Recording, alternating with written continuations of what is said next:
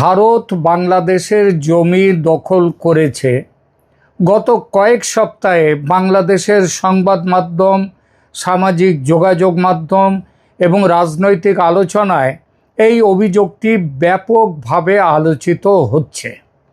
এমনকি 8 থেকে 11 জুন নয়াদিল্লিতে বিএসএফ এবং বিজিবির মহাপরিচালকদের যে বৈঠক হয়েছে 4 দিনের, সেই বৈঠকেও এই বিষয়টি আলোচিত হয়েছে, এই প্রসঙ্গ উঠেছে। আমি গতকাল এই 4 দিনের বৈঠকের কি আলোচনা হয়েছে, সেখানে জয়েন্ট ডিক্লারেশন কিছুই বেরোয়নি, কিন্তু তা সত্ত্বেও সেখানকার একটা রিপোর্ট আপনাদের দিয়েছি গতকাল একটি এপিসোড করে, এবং সেই এপিসোডে এটাও বলেছি যে এই বৈঠকে আসলে কিছুই প্রাপ্তি হয়নি।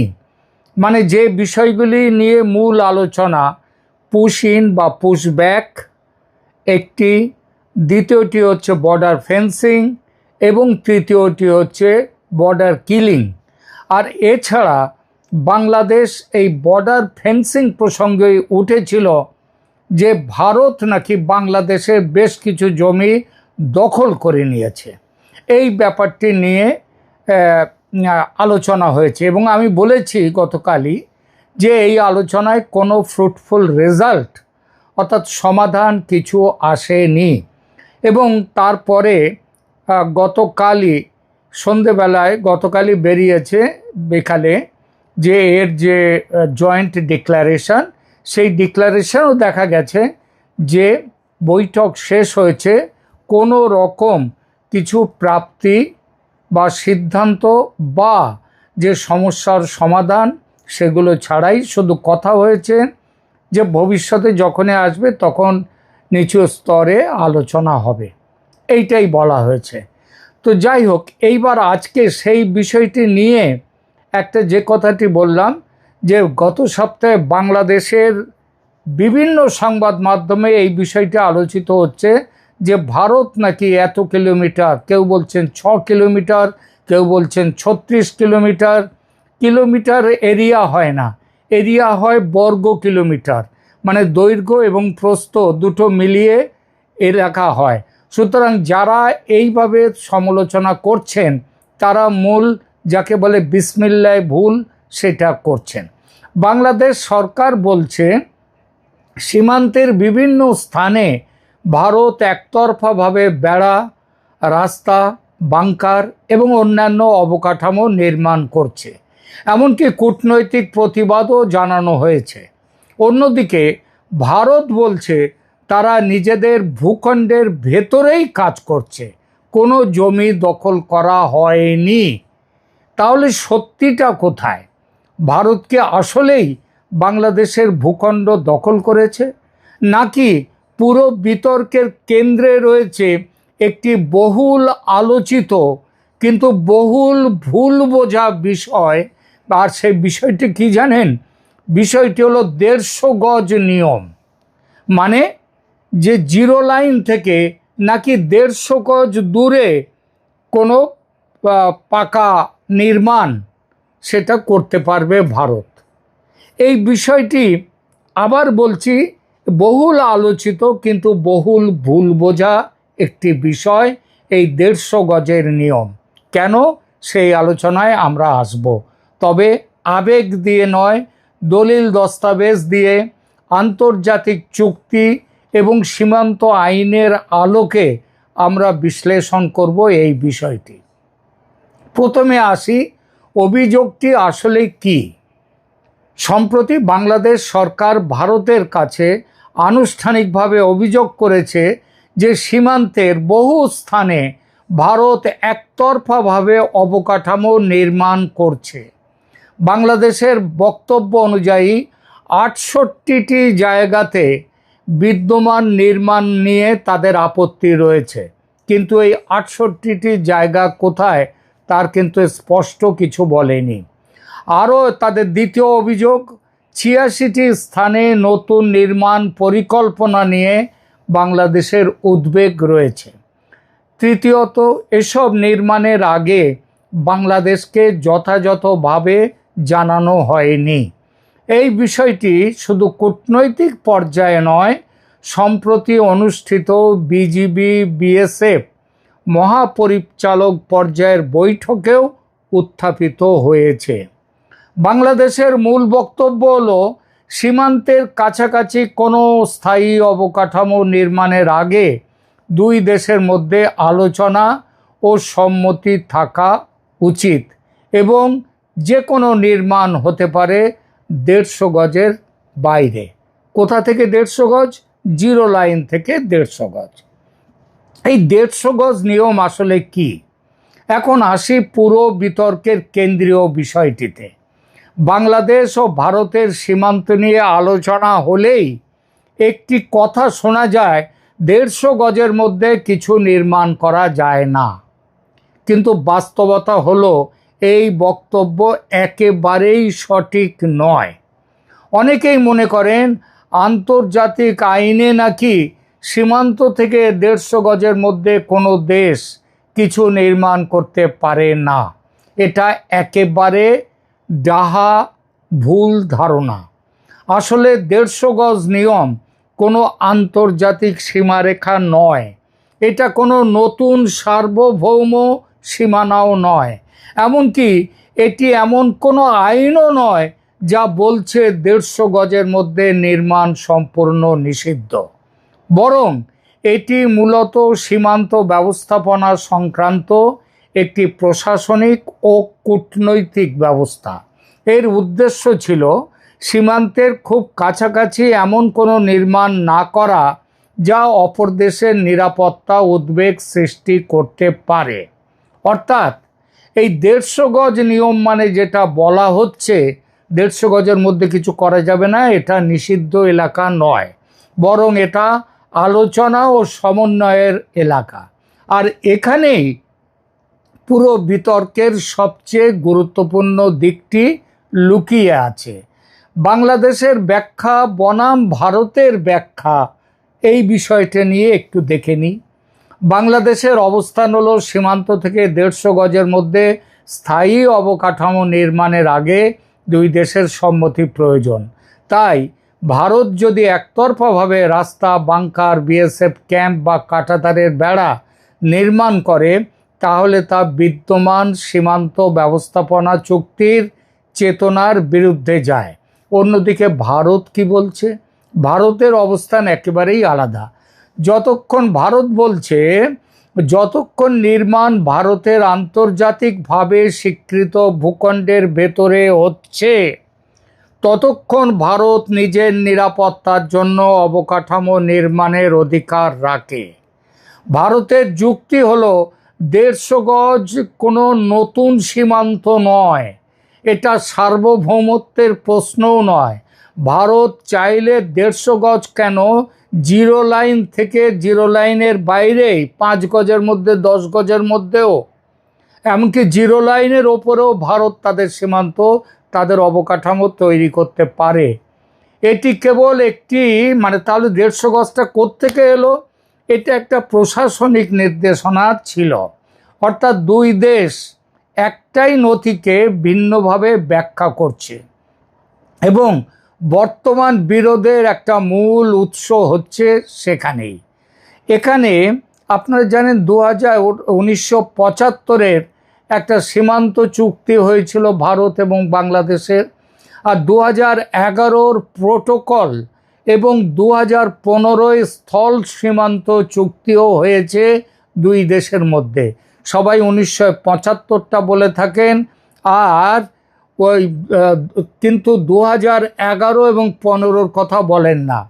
2011 সালের প্রোটোকল এবং 2015 সালের স্থল সীমান্ত চুক্তি ভারত বাংলাদেশের, সেখানে কি 150 গজের মধ্যে কোনো নির্মাণ নিষিদ্ধ করা হয়েছে? আবার বলি যে 2011-র প্রোটোকল এবং 2015-এ ভারত বাংলাদেশের যে স্থল সীমান্ত চুক্তি হয়েছে, সেই চুক্তিতে কি 150 গজের মধ্যে নির্মাণ নিষিদ্ধ করা হয়েছে? না। 2011 সালের প্রোটোকলের মূল বিষয় ছিল ছিটমহল সমস্যা, অসমাপ্ত সীমারেখা, অ্যাডভার্স পজেশন, সীমান্ত চিহ্নিতকরণ, এই 4টি বিষয়। আর 2015 সালের স্থল সীমান্ত চুক্তি কার্যকর হওয়ার মাধ্যমে ভারত ও বাংলাদেশের সীমান্তের চূড়ান্ত আইনি অবস্থান নির্ধারিত হয়।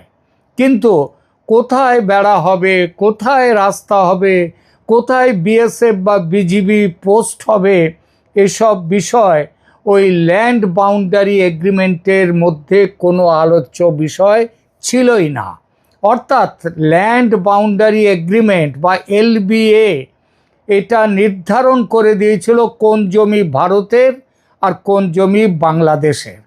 কিন্তু 150 গজের মধ্যে কী ধরনের অবকাঠামো হবে সেটাই এলবিএ এই এগ্রিমেন্টে আদৌ বলা হয়নি। এটা অত্যন্ত গুরুত্বপূর্ণ একটি বিষয় যা জন আলোচনায় প্রায়ই ওঠেই না। এমনকি 2011 এবং 2015 চুক্তি কী ছিল সেটা বাংলাদেশে যারা আজ সেখানে এই শাসন ক্ষমতায় আছেন তারাও জানেন কি না আদৌ আমাদের সন্দেহ আছে, আমার সন্দেহ আছে। তাহলে এই পরিস্থিতিতে বাংলাদেশের বেশ কিছু জমি ভারত দখল করে নিয়েছে, এই অভিযোগ কতটা শক্তিশালী? আসুন আসল প্রশ্নে আসা যাক। ভারত কি বাংলাদেশের জমি দখল করেছে? এই প্রশ্নের উত্তর দিতে হলে দুটো বিষয় দেখতে হবে। প্রথমত, ভারত কি আন্তর্জাতিকভাবে স্বীকৃত সীমারেখা অতিক্রম করেছে? এটা দেখতে হবে। আর দ্বিতীয়ত, ভারতের কোনো স্থাপনা মানে কোনো রাস্তা, কাঁটাতারের বেড়া, বিএসএফ ক্যাম্প এগুলো কি বাংলাদেশের ভূখণ্ডের ভেতরে প্রবেশ করেছে? যদি এর উত্তর হ্যাঁ হয় তাহলে বলবো ভারত বাংলাদেশের জমি দখল করেছে, সেক্ষেত্রে বাংলাদেশের অভিযোগ গুরুত্বপূর্ণ। কিন্তু যদি ভারত তার নিজের স্বীকৃত ভূখণ্ডের ভেতরে নির্মাণ করে থাকে তাহলে বিষয়টি জমি দখল নয়, এটি সীমান্ত ব্যবস্থাপনা নিয়ে দুজনের মধ্যে প্রশাসনিক বোঝাপড়ার কেবল বিরোধ, কিন্তু কোনো চুক্তি ভঙ্গ নয়। আর ভারত যদি বাংলাদেশের জমি দখল করতে চাইতো তাহলে 1971 করে ফেলতে পারত। কারণ পাকিস্তানি সেনা তারা কাদের কাছে আত্মসমর্পণ করেছিল? কাদের কাছে? বাংলাদেশ সেনার কাছে, বাংলাদেশ সরকারের কাছে, কারোর কাছে নয়। পাকিস্তান সেনা আত্মসমর্পণ করে বাংলাদেশকে তুলে দিয়েছিল ভারতীয় সেনার হাতে। এ কথা কেউ অস্বীকার করবেন? যদি অস্বীকার করেন তাহলে বলুন। আমাদের এখানে বাংলাদেশের বহু মানুষ চ্যানেল দেখছেন, তারা মতামতে দেবেন যে বাংলাদেশের কাছেই পাকিস্তান শাসনভার তুলে দিয়ে চলে গেছে। আদতেও তা নয়, পাকিস্তান চলে গেছে ভারতীয় সেনার কাছে, বাংলাদেশের দখল দিয়ে তারা আত্মসমর্পণ করেছে। তো সেদিনই তো ভারত দখল করে নিতে পারত বাংলাদেশকে। ভারত আজ পর্যন্ত এত দেশের বর্ডার আছে, কেউ বলেনি যে ভারত, হ্যাঁ সীমান্ত নিয়ে ছোটোখাটো যে ভুল বোঝাবুঝি আছে, কিন্তু জমি দখল করেছে ভারত আর তার কোনো দেশের, প্রতিবেশী দেশের, এই অভিযোগ আজ অবধি আসেনি। সুতরাং যদি ভারত তো বাংলাদেশের ভূখণ্ডের মধ্যে গিয়ে কোনো নির্মাণ করেনি তাহলে বিষয়টি জমি দখল নয়, এটি সীমান্ত ব্যবস্থাপনা ও চুক্তির ব্যাখ্যা নিয়ে, মানে প্রশাসনিক চুক্তির ব্যাখ্যা নিয়ে বিরোধ। এখনো পর্যন্ত প্রকাশ্যে এমন কোনো সরকারি মানচিত্র বা যৌথ জরিপ সামনে আসেনি যা স্পষ্টভাবে দেখায় যে ভারত বাংলাদেশের স্বীকৃত ভূখণ্ড দখল করেছে, তা সে 6 কিলোমিটার হোক বা 1 কিলোমিটার হোক।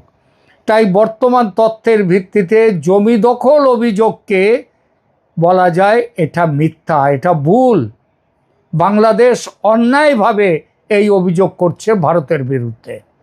সব শেষে বলা যায় বর্তমান ভারত বাংলাদেশ সীমান্ত বিতর্কের কেন্দ্রে রয়েছে 150 গজ নিয়মের ব্যাখ্যা, এছাড়া আর কিচ্ছু নয়। বাংলাদেশ মনে করছে এটি এমন একটি ব্যবস্থা যার মাধ্যমে সীমান্তের কাছাকাছি নির্মাণের আগে দুই দেশের সম্মতি নিশ্চিত হওয়া উচিত। আর ভারত মনে করছে এটা কোনো বাধ্যতামূলক নিষেধাজ্ঞা নয়, এটা কোনো চুক্তিতে এ ধরনের কথা লেখা হয়নি। এবং সর্বশেষ চুক্তি 2011 প্রোটোকল এবং 2015 ল্যান্ড বাউন্ডারি এগ্রিমেন্টের মধ্যে এই বিষয় নিয়ে একটি কথাও বলা হয়নি। 1975-এও এই ধরনের কোনো কথা বলা হয়নি। কারণটা কি আছে? এটা সম্ভব নয়। বহু জায়গায় নদী আছে, জলা জায়গা আছে ইত্যাদি নানা যে অসুবিধার কারণে একেবারে জিরো লাইন থেকে 150 গজ দূরে গিয়ে করতে হবে এমন কোনো কথা নয়। ওই 150 গজটাও ভারতের জমি। যে জিরো লাইন থেকে 150 গজ ভেতরে যেখানটায় চলে যাওয়ার কথা বলছে সেটা ভারতের জমি।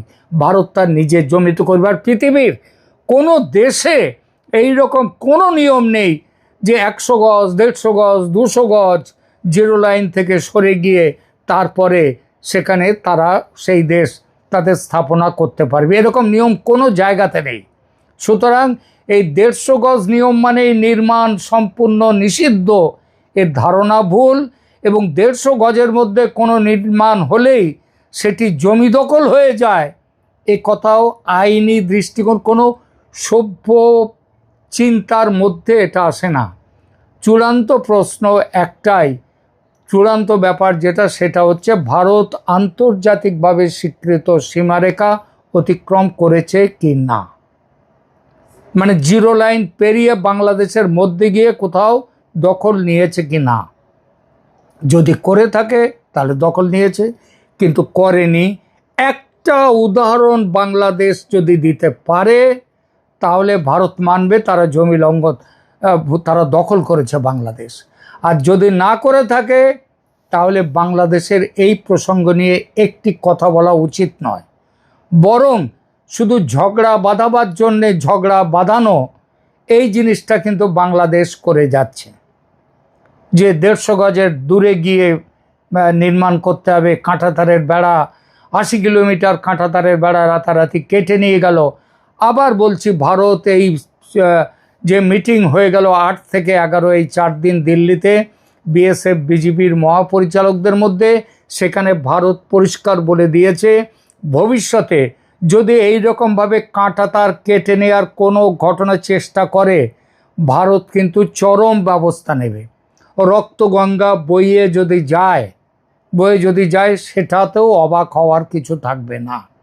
আর যারা বলছে সীমান্তে ওই বর্ডার কিলিং, সেটা তো আমি গতকালকের ভিডিওতেও বলেছি। সালাউদ্দিন আহমেদ বলেছেন ভারত তার নিজের জমিতে, তার স্বীকৃত জায়গাতে, সেখানে যদি তাদের আইন অনুযায়ী ট্রেসপাসিং, অবৈধ অনুপ্রবেশ, চোরাকারবারি, তাদের বিরুদ্ধে ব্যবস্থা নিতে গিয়ে তাদের আইন অনুযায়ী যদি গুলি করেও মারে কাউকে, সেটাও ভারত তার নিজের আইনে রয়েছে, সেখানে মানবাধিকার লঙ্ঘনের ব্যাপার নেই। আর একটা প্রশ্ন বাংলাদেশের মানুষকে করতে পারি, সেটা হচ্ছে, আচ্ছা বলুন তো, সীমান্ত বর্ডার কিলিংয়ে শুধু বাংলাদেশিরা মরে কেন? কারণ তারাই পেরিয়ে ভারতে আসতে চায়। হ্যাঁ, অনেক সময় দেখা গেছে শেখ হাসিনার আমলে, সম্ভবত 2008-9 ওই সময়টাতে, সেখানটাতে বেশ কিছু ভারতীয় সেনাকে বাংলাদেশে বিএসএফকে ধরে নিয়ে গিয়ে সম্ভবত 18-20 জনকে হত্যা করা হয়েছিল। সেটা ভারতের মধ্যে ঢুকে গিয়ে এই জিনিসটা করেছিল তখন বিডিআর। তারপরে বিডিআর নিয়ে অনেক সমস্যা হয় ইত্যাদি, এগুলো এই আলোচনার মধ্যে বিষয় নয়। শুধু প্রশ্ন হলো, বাংলাদেশ যদি মনে করে ভারতের সাথে ঝগড়া বাঁধিয়ে সে বেঁচে থাকবে, ভালোভাবে বাঁচবে, খুব ভুল ধারণা।